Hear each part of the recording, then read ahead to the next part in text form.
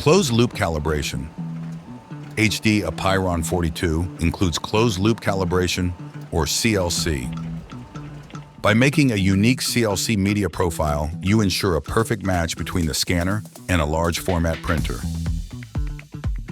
With a file open, select Print. Select Printer and choose paper source, media type, and quality if available.